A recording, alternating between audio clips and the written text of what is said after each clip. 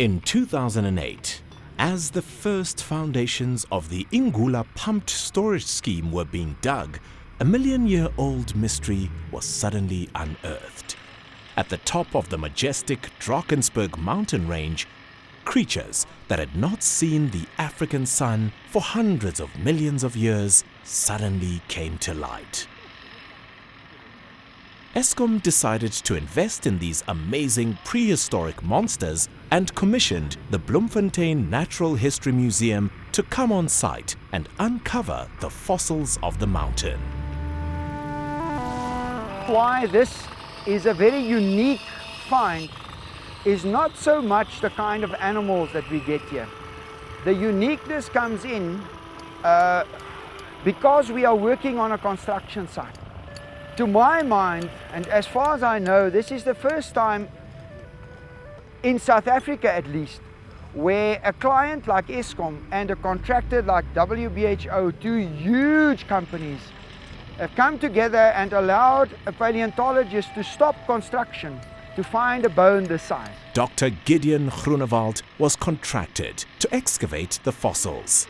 These fossils are from a time in Earth's history known as the Permian period.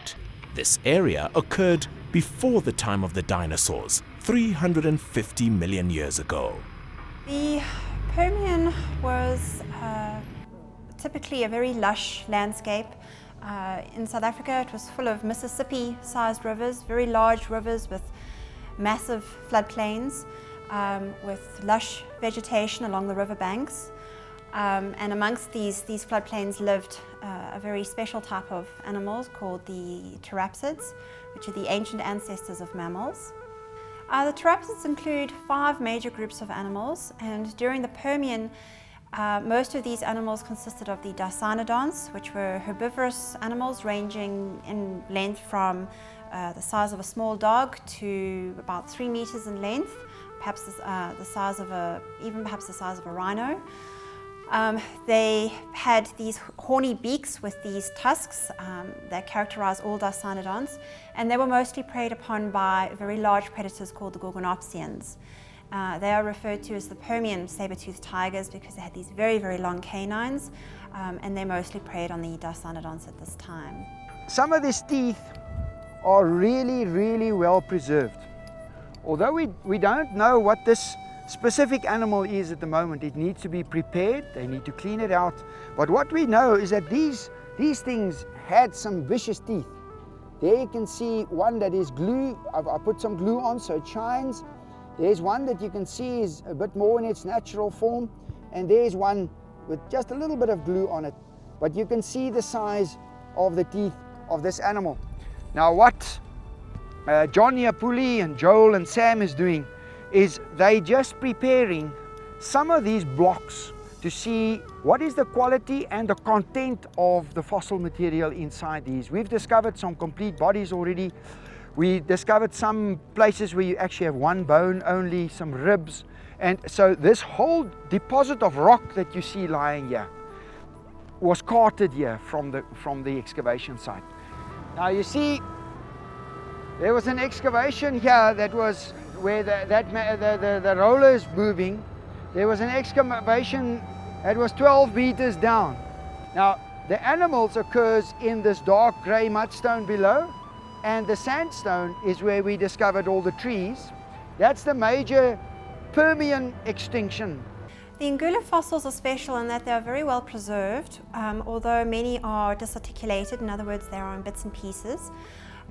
Indicating that there was some kind of river motion and river transport.